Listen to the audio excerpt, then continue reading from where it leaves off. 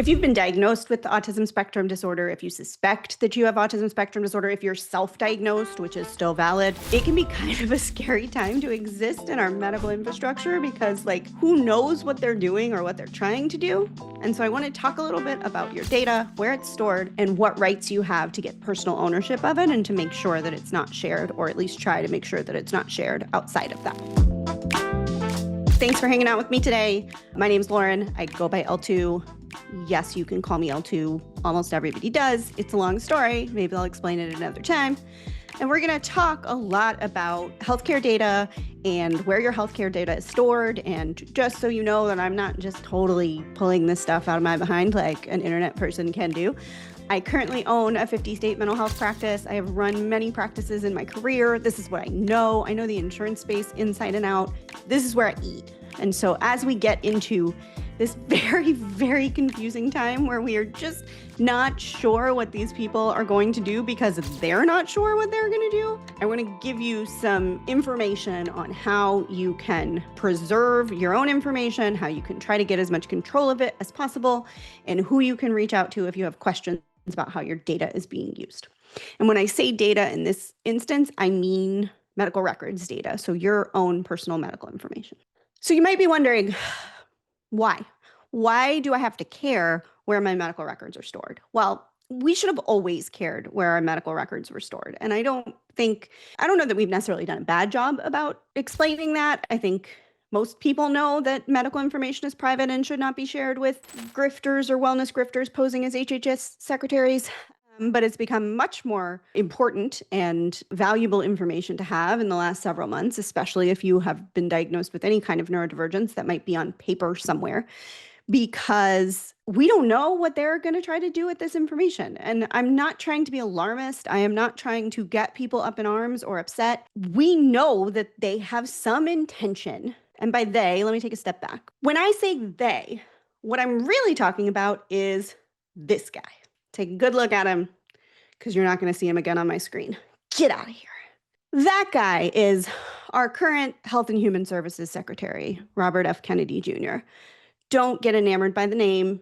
If you don't know who he is not his father by any stretch of the imagination. And if Kennedys roll over in their graves, I'm going to assume several of them are doing that at this point.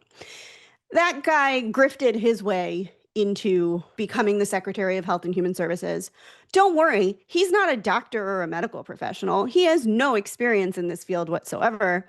What he does have experience in is being an attorney who sues companies for vaccine injuries. And so he has a vested and emotional interest in proving that vaccines cause autism.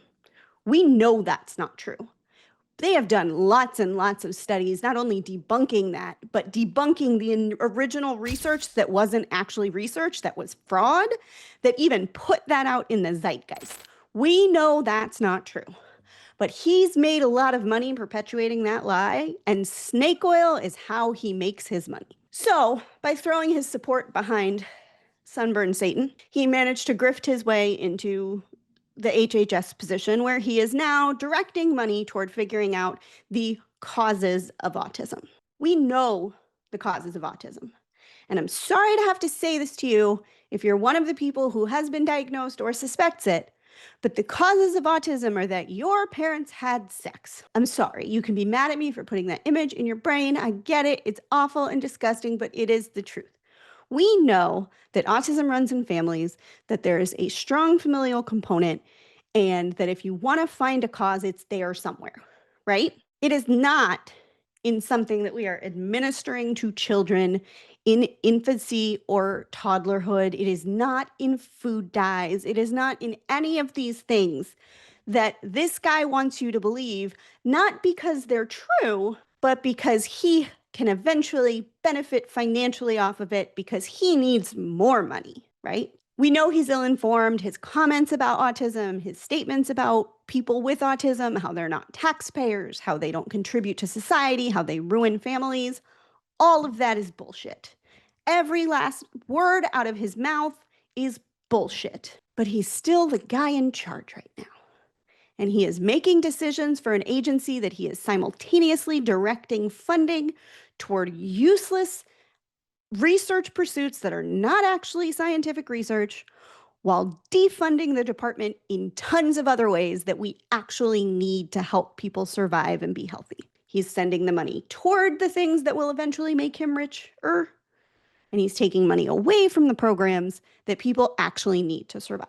Part of his statements or his plans around how we identify the causes of these things, and I want to be clear, I am all for research on autism spectrum disorder. 100% all for it. I think we should be doing research.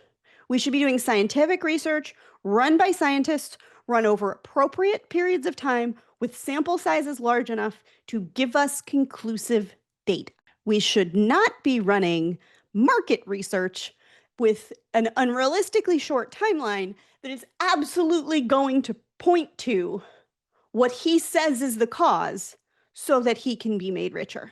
And we're certainly not going to do it, or we certainly should not be doing it, in a way that is going to give him a big list of people that we can treat as if they have less of a right to exist, and eventually put them on a big list of people to exterminate for the white supremacists, of which he may be one.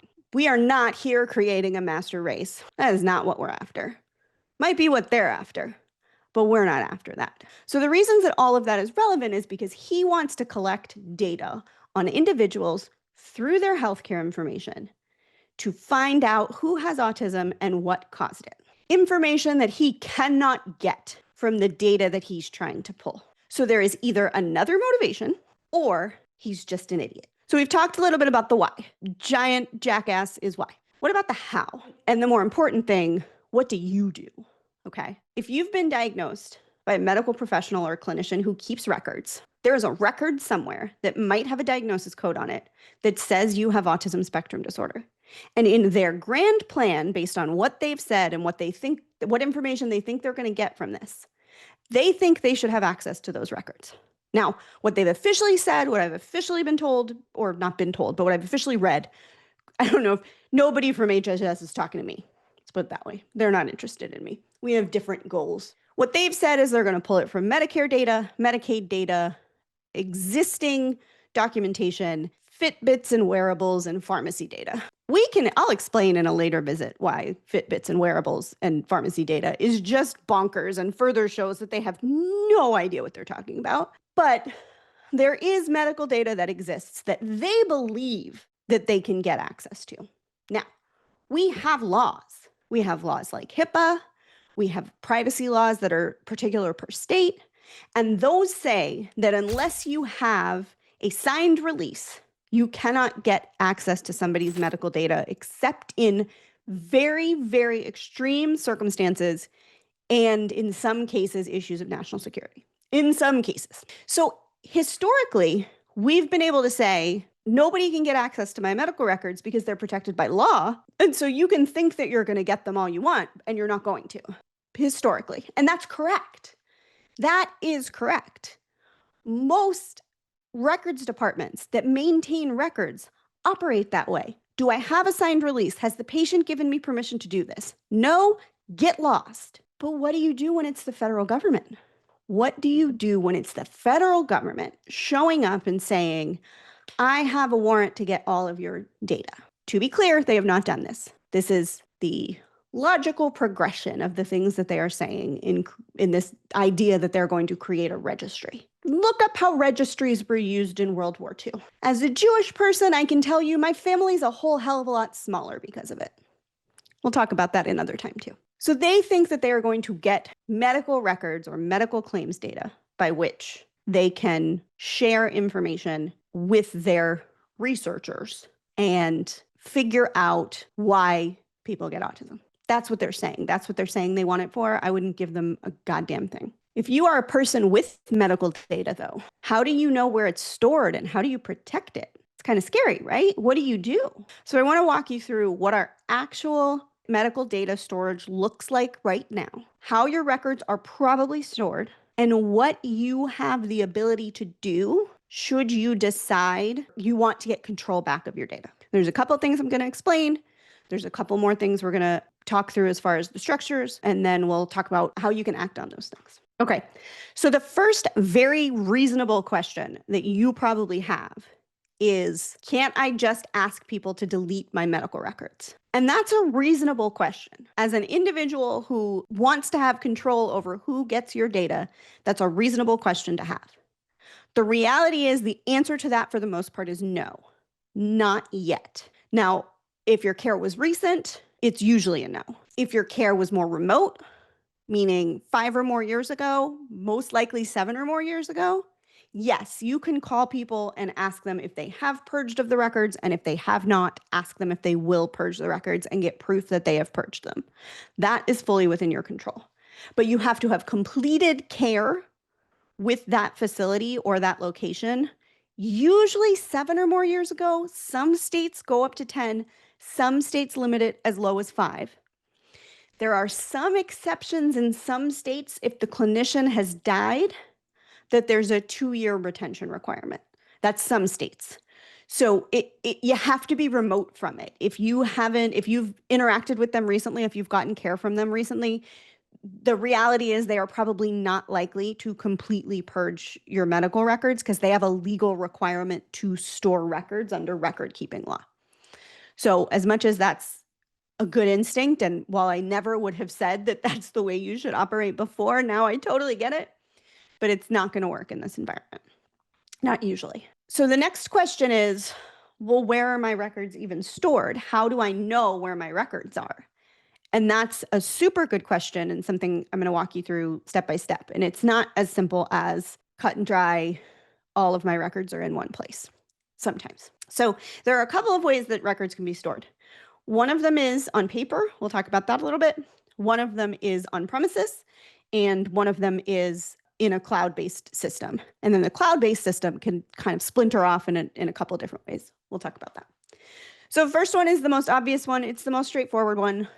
On paper. Your records are stored on paper. That means that there is somebody with a piece of paper and a pencil, and they are writing your records. And they keep them on paper, and they don't scan them in, and you have a big growing chart of paper, an old school manila envelope that has your information in it, and that is where all of your medical records are kept. A year ago, I would have said, who the hell charts on paper anymore? Why are people still doing this? Those people might be ahead of the curve now. I'll be honest. Shit's changed, and not in a good way. I would feel far more secure if my clinician took all of my records on paper than if they used a super complex system that uploads to some cloud that I don't have any information on. Not because I think the clinician is doing anything wrong with it. To be clear, I do not think the clinician is doing anything wrong with it, because I don't know what happens after it's out of the clinician's hands. So that's the most straightforward, the most simple, the most secure at this point. Nobody's probably getting access to those records. The second one is called on-premises. That means that you have, or on-prem, you have a electronic health record or an electronic medical record. We call them EHRs or EMRs. That is a place where all of the clinicians, everybody who interacts with a patient's chart, it could be clinicians, it could be nurses, it could be, nurses are often clinicians too, so that did not come out the way I intended. It could be medical assistants, it could be administrative staff, it could be anybody who interacts with patient care in any way, up to and including administrative tasks. They go in anytime they talk to a patient and they make a note. And that note might be from your exam, it might be your lab results, it might be patient called and said this, it could be any number of things, but it is a historical record of all of the places or all of the times that you have received care, typed into a machine that keeps all of it. Now, if it's on premises, it means the server is local. It is in the office, most likely. It is fully owned by the practice, even if they're using software that they purchased from someone else to run it. It exists, it's stored securely, and also it can be turned off. I don't recommend it, but if you have an on-premises server, you can just go turn it off, and that means that nobody can get access to what's on it because it's off. So from a records keeping perspective, not great. But from a stopping the Gestapo perspective, not terrible. The other option is cloud-based. I won't say most clinics and most hospital or facility offices are cloud-based, but it is much more common every day. We use a cloud-based EHR. Most of the clinics and hospitals and facilities that I'm aware of use a cloud-based EHR. Bigger hospitals, that's kind of a toss-up. Some might not. If you're storing millions and millions and millions of patient records, you probably want local storage and also cloud storage, but that's a complex thing for another day. But so that means that the data is typed in at a local computer and stored in the cloud, in the nebulous, not fully understood cloud. And so something starts here and goes there. It's gone. It's up in the cloud. And it also means that it can, quote unquote, rain the same data down onto computers anywhere, as long as they have the correct credentials to log into that site's EHR. It's kind of important to have. Being cloud-based does not inherently make it insecure or not secure. I do not worry that somebody with a cloud-based EHR is sharing your data or is giving somebody access to your data. That's not a concern, or not an immediate concern. It's not more of a concern because it's cloud-based than it is anything else. The complexity of being cloud-based, which I guess in theory could also be an issue with on-prem if you feed into the servers anyway, but it's less likely, is that being cloud-based means that you can usually more easily plug into a bunch of different systems that then get access to your records. Now, as I said before, we have a cloud-based EHR. I have credentials so that regardless what computer I'm on, as long as I have the right authentication token, as long as I have my username and password, as long as I can prove I'm me, I can log in to our patient records.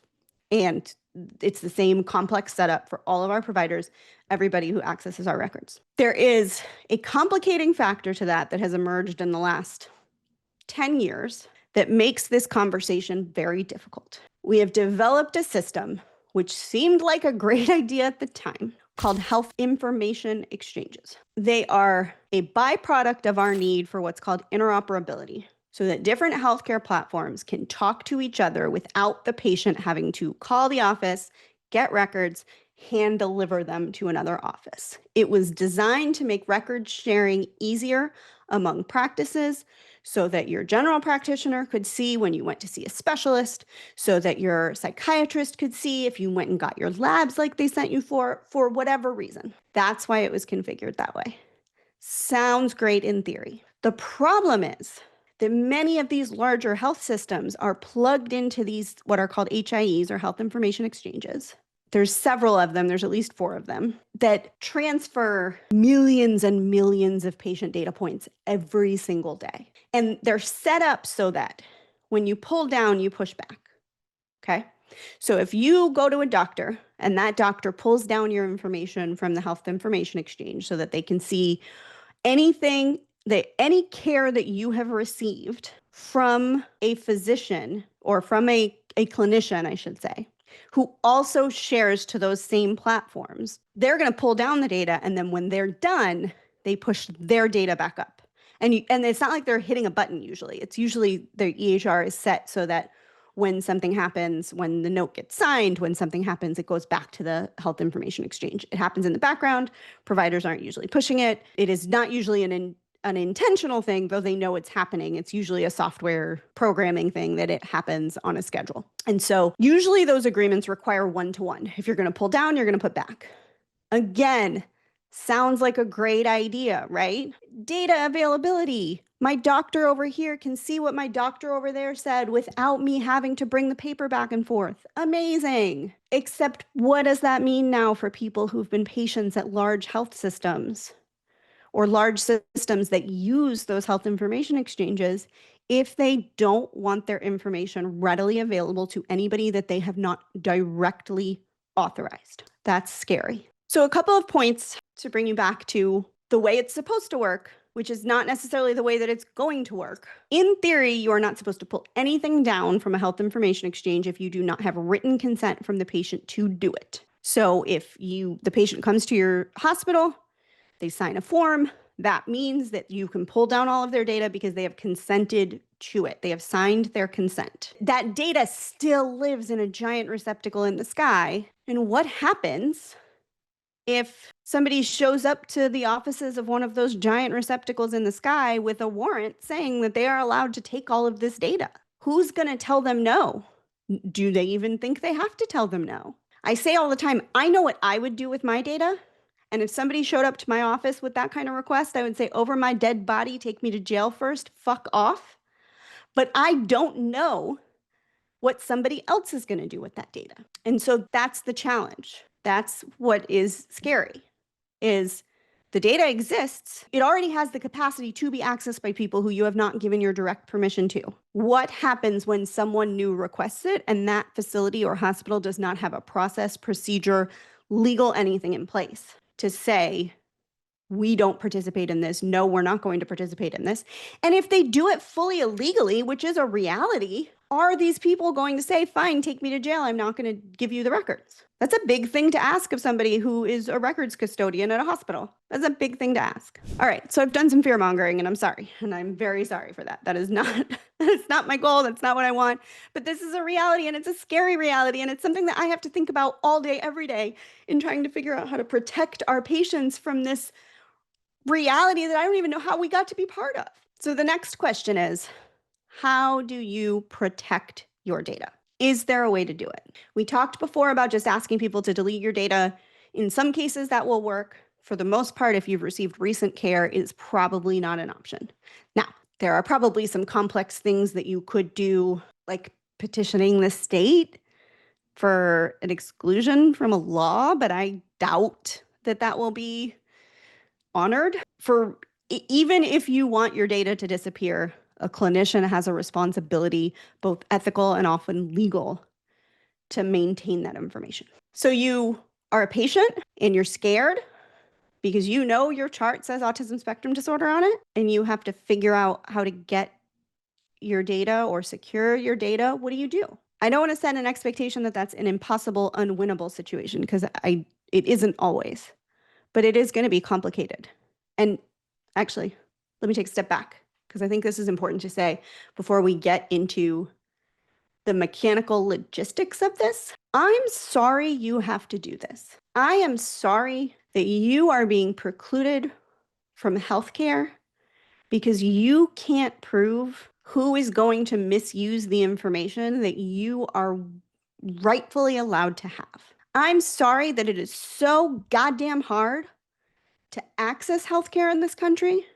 And on top of it, now you have to be selective about when you're going to access it so that eugenics grifters don't misuse the information. I'm deeply, wholeheartedly, devastatingly sorry. And I'm sorry that that is part of your existence right now. And I wish that were different for you. I really do. Okay, let's take a breath after that. Now let's talk about the nuts and bolts of what you can't do. So if you're receiving care from a clinic, if it's a small clinic, if you think they keep their notes on paper, just ask. Call them up, ask them, hey, I'm really scared about what's happening with RFK and this possible registry. How do we make sure that this doesn't keep happening or that nobody gets access to my records? You can ask for a written policy. You can ask if they store anything locally. You can ask if they keep anything in any specific location, and you can ask for satisfaction of your questions. It is okay to say, I need to know XYZ is going to happen because I'm really scared, and how are you guys accommodating for that? We get that question probably 15 times a week right now. We have an entire policy statement. If you listen to any of my team on the phone with somebody asking those questions, they will literally say, over my dead body, because they have been instructed to say that. It is that important to us that we be that demonstrative about how we plan to respond to this. I can't guarantee that your practice is like that, but you can ask. Call them, ask, email them, ask, whatever way you communicate with them. Smaller practices are more likely to have individual control over what is happening with their records. So if it's a single provider practice or less than 10 providers, odds are they set their own policies, unless they're affiliated with a bigger health system or hospital system. So if you go to a practice and part of the name is a big local hospital system, or that's the logo or whatever, then they might have to follow with the records keeping requirements of the bigger system. But if it's an independent practice, call and ask. This is the harder part of it. And I just want to be transparent about this. The harder part of it is If they don't give you a satisfactory answer and you're concerned about what somebody there is going to do with your data, you have to make a decision about whether it's okay to compromise on what they're going to do with your data or whether you have to find a new provider. And knowing how hard it is to find psychiatric and mental health providers in our country, I just want to acknowledge that that is a really shitty space to be in. And I'm sorry. I'm sorry that that is the reality, that you have to, that you have to make a decision between healthcare and safety. That should not be the case. But the end result is call and ask.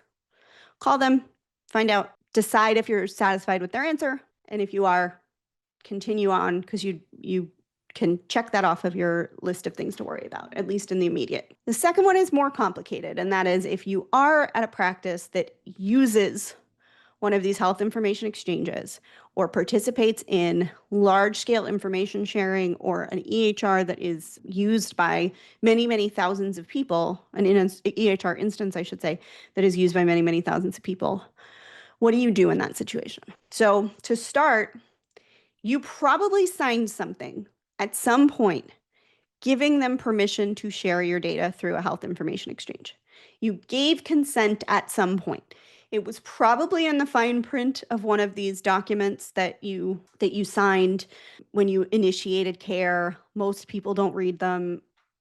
That's not a criticism. They're usually just bland legal jargon that doesn't mean anything to individuals. But in that documentation, there is probably some sort of consent that tells them how they're allowed to share your data and whether you consent to them sharing your data. I would call them and get a copy of that document for a couple of reasons. One, you want to know what you consented to, because most people aren't going to know off the top of their heads. And two, you want to find out if they actually know they have that document, because I'm sure their legal requires it, but I doubt that anybody in a individual office or at the front end of a records department knows anything about that document. So you want to find out where that document exists, what you signed, and what you consented to. The next question is, can you take my information out of the health information exchange? Can you only keep it locally? I think that's a reasonable question to ask. Can you keep my data locally? I almost guarantee you they will not have an answer for this. Not without going through 7 levels of the legal department. But I think it's a good question to ask. Can I opt out of the health information exchange, and how do I do that? Now, keep in mind that opting out means that if you go to another facility, they're not going to have your information. But that's the point. Unfortunately, we have to keep the information from everybody to keep the information from specific people. Can I take my information out of the health information exchange? I bet most places don't have an answer for it, and you're going to have to press for an answer. And if they say no, why? Because it's not required for medical care.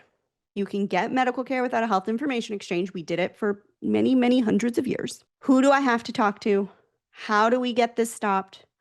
How do I rescind consent? And how do I confirm that it has been purged from that system? The hard part about this, except for all of it, the hard part about this is that I guarantee the first 3 or 4 people you talk to are not going to know how to handle this. They're either not going to have ever gotten that question before, or if there is some sort of internal policy and protocol for it, they learned about it 3 years ago when they set up the system, and they haven't touched it since. And it's not just hospitals and health systems.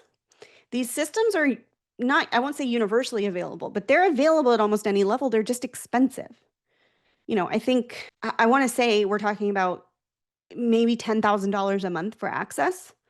Maybe less than that, depending on the size of the practice. Or I've seen practices that have really, really good contracts that nobody would ever get again. But the point being that it's not a given that every clinic has access to these systems, because it is expensive.